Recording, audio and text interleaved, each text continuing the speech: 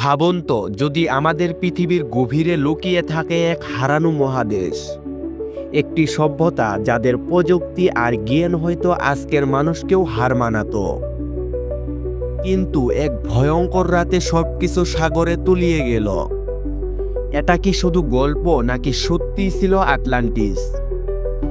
রহস্যের এই যাত্রায় যদি সঙ্গী থাকতে চান আর এমন ভিডিও উপভোগ করতে চান, তবে এখনই সাবস্ক্রাইব করুন অভাবনীয় চ্যানেলটি। আটলান্টিসের কাহিনী প্রথমে উঠে আসে প্রায় 2400 বছর আগে গ্রিক দার্শনিক প্লেটোর লেখায়।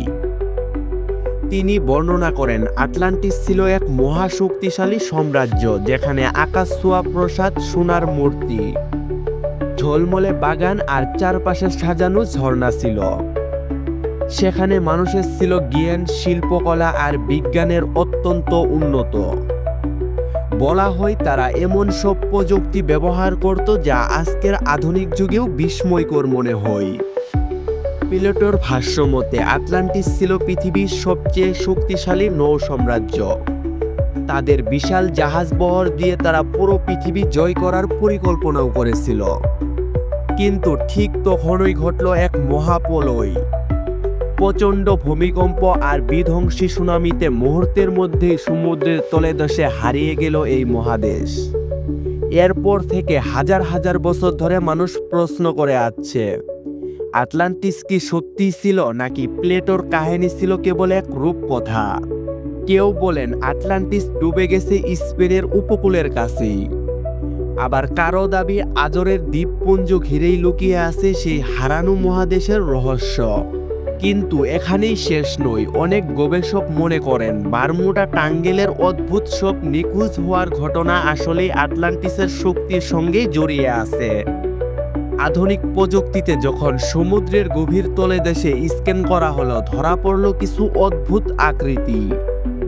কখনো দেখা গেল লম্বা সোজা রেখা, যেন কোনো রাস্তার চিহ্ন।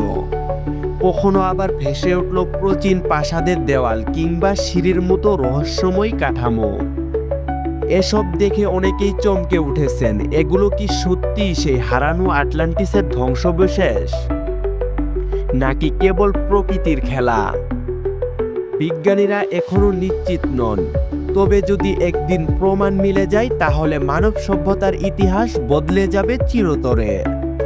সবচেয়ে আশ্চর্যের বিষয় হলো আটলান্টিস নিয়ে গবেষণা করতে গিয়ে বিজ্ঞানীরা আরও পেয়েছেন একাধিক ডুবে যাওয়া শহর।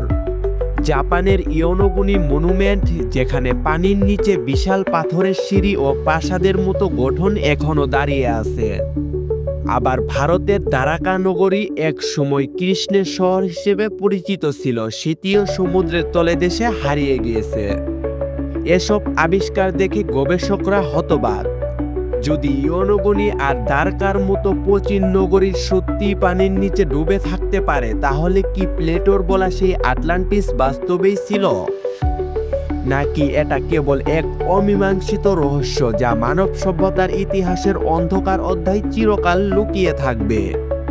আজও আটলান্টিসের রহস্য বিজ্ঞান ও ইতিহাসের সবচেয়ে বড় অমীমাংসিত প্রশ্নগুলোর একটি।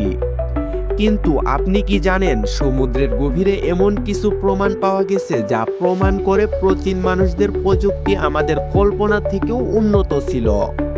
সেই অবিশ্বাস্য আবিষ্কার নিয়ে থাকছে আমাদের পরের ভিডিওতে। তাই ভিডিও শেষ পর্যন্ত থাকার জন্য ধন্যবাদ। আর পরের রহস্য জানতে ভুলবেন না। দেখতে থাকুন অভাবনীয় চ্যানেল।